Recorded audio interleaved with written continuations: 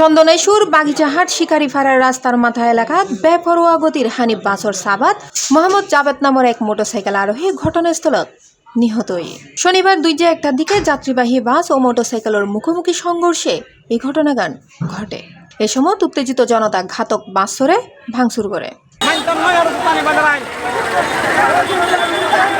স্থানীয় প্রত্যক্ষদর্শী সূত্রে জানা যায়, চট্টগ্রাম কক্সবাজার মহাসড়ক চন্দনাইশুর বাগিচাহাট শিকারিপাড়া রাস্তার মাথার টেক এলাকাত কক্সবাজারমুখী হানিফ সার্ভিসের উগ্র দ্রুতগতির যাত্রীবাহী বাস সামনে তাহিনজ্ঞ কাবাট পেনরে ওভারটেক করতে যায়। বিপরীতমুখী মোটরসাইকেল আরোহী জাবেদরে বহনকারী মোটরসাইকেলের ফরে মুখোমুখি সংঘর্ষ হয়। এতে ঘটনাস্থলত প্রাণ হারায় জাবেদ। নিহত জাবেদ উপজেলার সাতবাড়িয়া ইউনিয়নের 6 নং ওয়ার্ড হাজিপাড়া এলাকার মৃত রফিক আহমদের ফুয়া ও খানকাট বীজ ভান্ডারও স্বত্বাধিকারী। ঘটনার পরপরই উত্তেজিত জনতা ঘাতক বাসরে ভাঙচুর করে।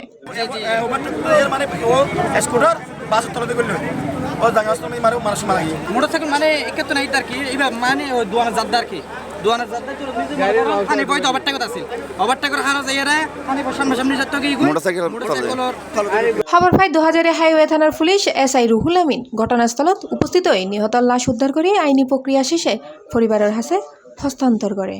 ঘাতক বাস ও মোটরসাইকেল জব্দ করে থানাত লইয়াই, তবে চালক ও হেল্পার পলাতক রয়ে। এই ঘটনায় আইনি ব্যবস্থা প্রক্রিয়াধীন বলে জানায় 2000 হাইওয়ে থানার officer in charge OC Mohammad Salauddin Chowdhury. আপনার একটা মোটরসাইকেলের সংঘর্ষে ঘটনাস্থলে মারা গেছেন।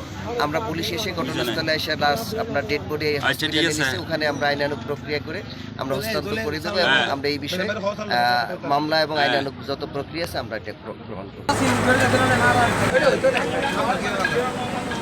C+ TV Chittagong.